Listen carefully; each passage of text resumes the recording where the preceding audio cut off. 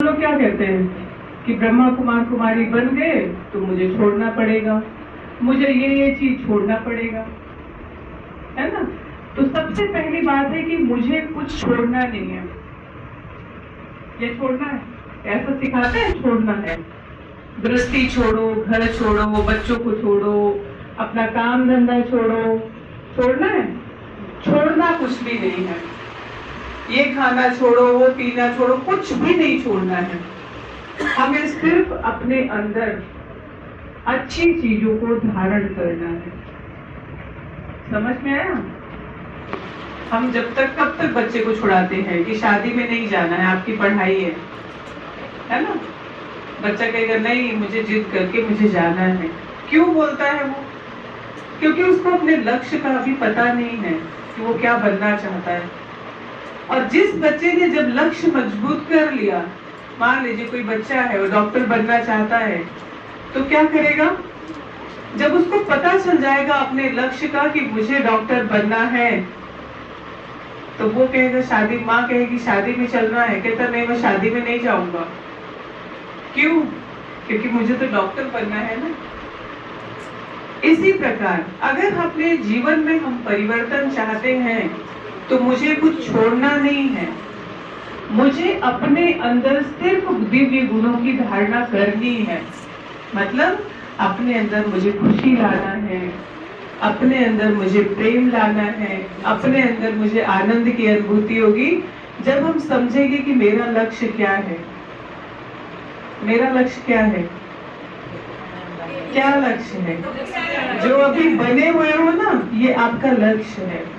नर ऐसी करनी करे जो नारायण बने, नारी ऐसी करनी करे जो लक्ष्मी बने। एक कहावत है, घर में अगर किसी की शादी हो रही हो तो कहेंगे पति किसके जैसा चाहिए? पति किसके जैसा चाहिए? शिव जैसा पति नहीं मिल सकता। कहावत क्या बोलते हैं कि मुझे राम जैसा पति चाहिए। अब राम जैसा पति पाने के लिए क्या बनना पड़ेगा? क्या बनना पड़ेगा? सीता बनना पड़ेगा ना। अच्छा, फिर दूसरा बोलते हैं मुझे कृष्ण जैसा बच्चा चाहिए। सुना है ना ये? कृष्ण जैसा पति नहीं चाहिए। क्यों? कृष्ण तो सर्वगुण संपन्न है, 16 कला संपूर्ण है ना, मर्यादा पुरुषोत्तम है, अहिंसा परमो धर्म है। तो कृष्ण जैसा पति क्यों नहीं चाहिए? क्यों? कृष्ण जैसा पति नहीं, कृष्ण जैसा पति इसलिए नहीं चाहिए क्योंकि कृष्ण के लिए दिखाया है कि कृष्ण की 16,108 रानियां थी। और राम के लिए क्या दिखाते हैं? राम मर्यादा पुरुषोत्तम थे, इसलिए राम जैसा पति और कृष्ण जैसा बच्चा चाहिए।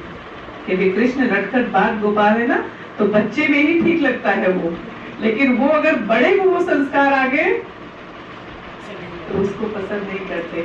यहाँ तक कि Krishna next to God, Krishna को बड़ा मानते हैं। कृष्ण के बाद जो दूसरा नंबर आता है, सॉरी, शिव बाबा के बाद जो दूसरा नंबर आता है वो श्री कृष्ण का नंबर आता है। अब हम कृष्ण जैसा बनने के लिए गीता पढ़ते हैं, है ना, कोई कोई रामायण पढ़ते हैं।